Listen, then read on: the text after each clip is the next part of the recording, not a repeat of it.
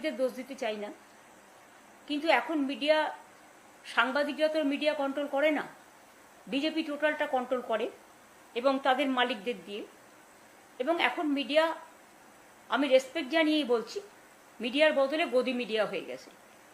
কাজে ওরা আমরা যেটা বলি সেটা পজিটিভভাবে না দেখিয়ে ন্যারেটিভ এবং নেগেটিভ বিজেপি অফিস থেকে যা বলে দেওয়া হয় তাই করে। ভারতবর্ষে এ ধরনের সিচুয়েশন হবে ভাবতেই পারি না।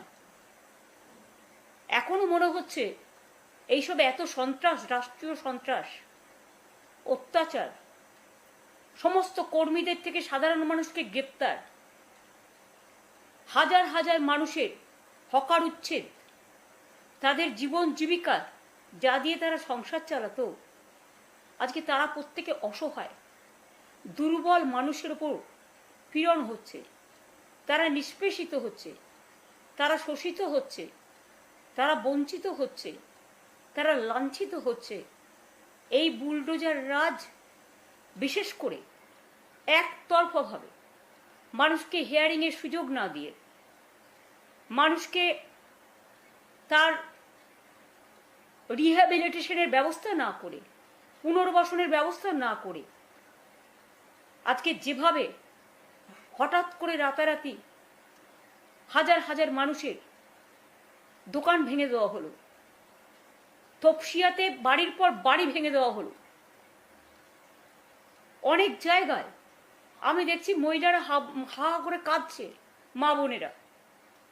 শুধু এখানে নয়, আলিপুরদুয়ারের বীরপাড়া থেকে শুরু করে হাওড়া, শিয়ালদা, তপসিয়া, তিলজলা, পাক সার্কাস থেকে শুরু করে, বালিগঞ্জ থেকে শুরু করে, হুগলি থেকে শুরু করে, হাওড়া থেকে শুরু করে, বর্ধমান থেকে শুরু করে, মেদিনীপুর থেকে শুরু করে, বাঁকুড়া থেকে শুরু করে, কোথায় নয়। এবং মানুষের জন্য সামান্য মানবিকতা, মনুষ্যত্ব, এইটুকু তো আমরা আশা করি না।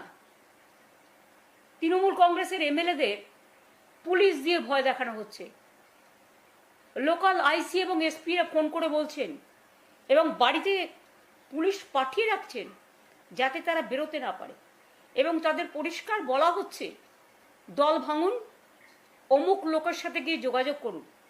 প্রথম ফোনটা পুলিশ করছে, দ্বিতীয় ফোনটা বিজেপির অফিস থেকে যাচ্ছে, কোনো না কোনো অফিস থেকে। এটা গণতন্ত্রের নমুনা?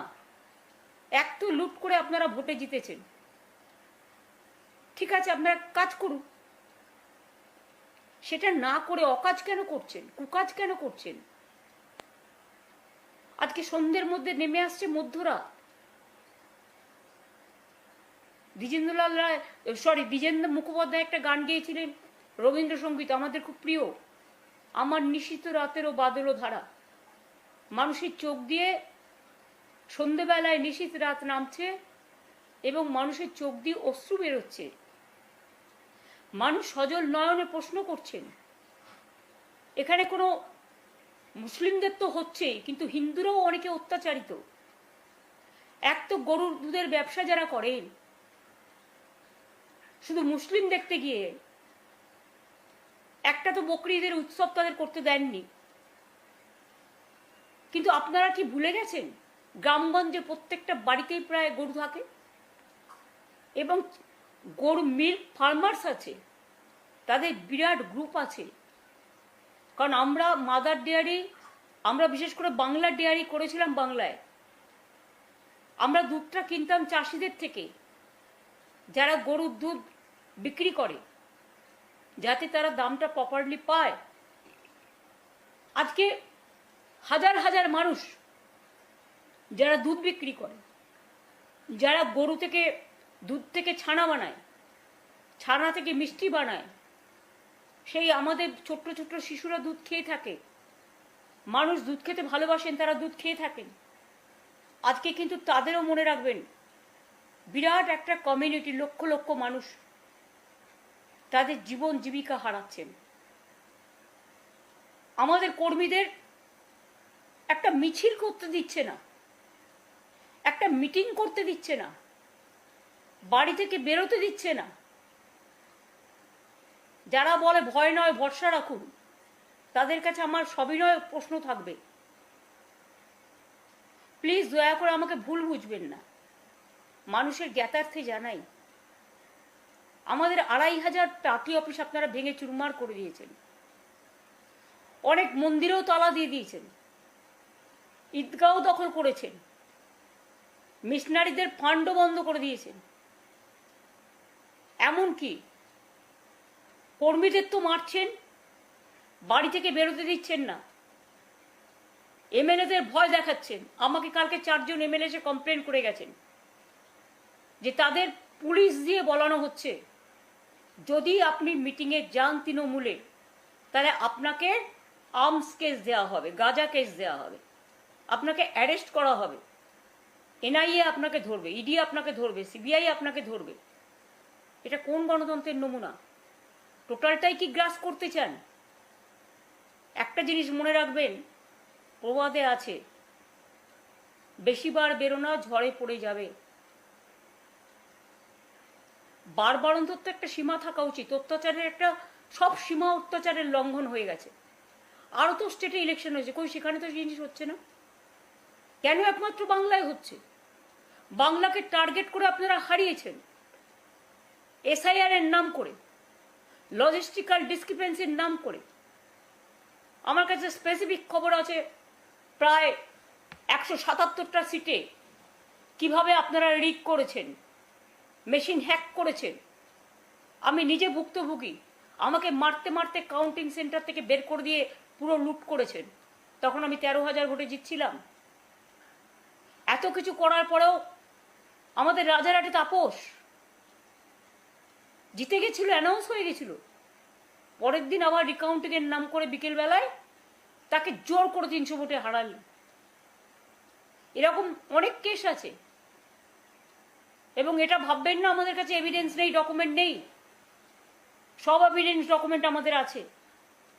এবং সবচেয়ে নির্লজ্জ যারা আপনাদের হয়ে তাবেদারি করে আপনাদের জোর করে জিতিয়েছেন। ফল তো হয়তো স্ক্রুটিনি হয়ে গেছিল, প্রথম স্ক্রুটিনিতে ক্লিয়ার ছিল, তাহলে সেকেন্ড স্ক্রুটিনি করে যিনি এখন প্রধান অ্যাডভাইজার হয়েছেন রাজা বাবুদের, কাকে দিয়েছে রাজার পাট? তারা হল্লা বাবুদের মতো গিয়ে নিজে বসে সিট পাইয়ে দেওয়ার জন্য এত লুট করেও হয়নি, স্ক্রুটিনি করছেন, আবার করে বললেন ফলতায় ইলেকশন হবে। গিয়ে ইলেকশনটা করবে কি করে? 500 এজেন্টকে গ্রেপ্তার করলেন, ওখানকার ক্যান্ডিডেটকে ভয় দেখালেন, বেরোতে দিলেন না, মানুষকে বেরোতে দিলেন না, টোটালটাই লুট করলেন। আর কত লুট করবেন?